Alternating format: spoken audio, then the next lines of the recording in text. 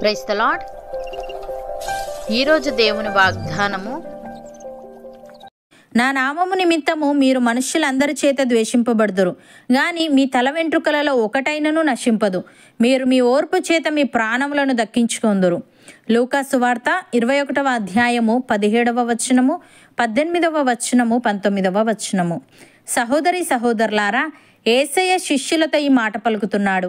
శిష్యులు తనను వెంబడించినందుకు మరియు సువార్త వ్యాప్తి చేయడంలో వారి నిబద్ధత కారణంగా హింసను మరియు ద్వేషాన్ని ఎదుర్కొంటారని, అయితే వారు ఒంటరిగా లేరని, వారికి కలిగే బాధల్లో హింసల్లో దేవుడు వారిని కాపాడుతాడని, తమ దారిలో వచ్చే కష్టాలను వారు ఓపికతో సహిస్తూ స్థిరమైన మరియు అచంచలమైన విశ్వాసాన్ని కొనసాగించడం చాలా అవసరమని ఇక్కడ తెలియజేస్తున్నాడు.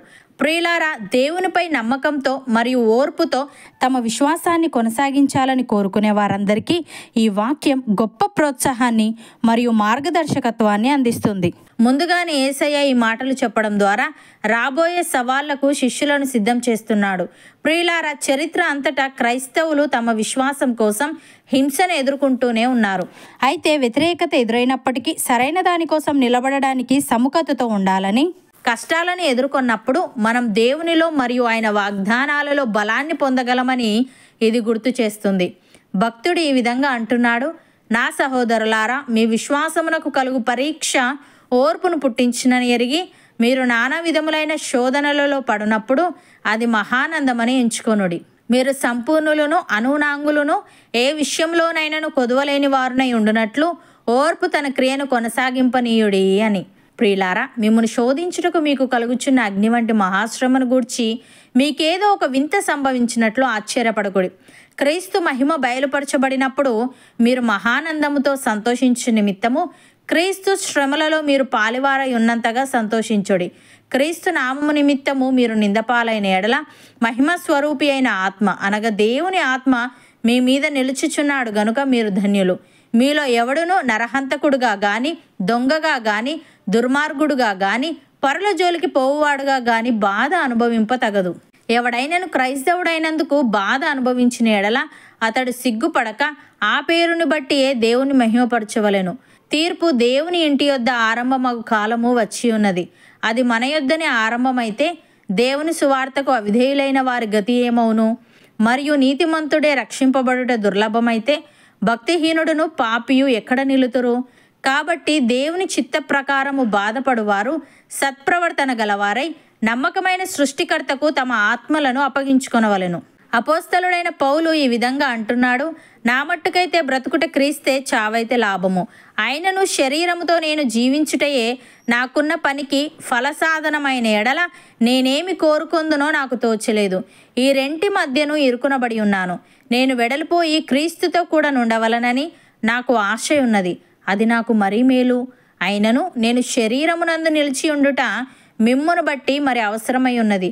మరియు ఇట్టి నమ్మకము కలిగి నేను మరలా మీతో కలిసి ఉండుట చేత నన్ను గూర్చి క్రీస్తు యేసునందు మీకున్న అతిశయము అధికమగునట్లు మీరు విశ్వాసమునందు అభివృద్ధియు ఆనందమును పొందు నిమిత్తము నేను జీవించి మీ అందరితో కూడా కలిసి ఉందునని నాకు తెలియను.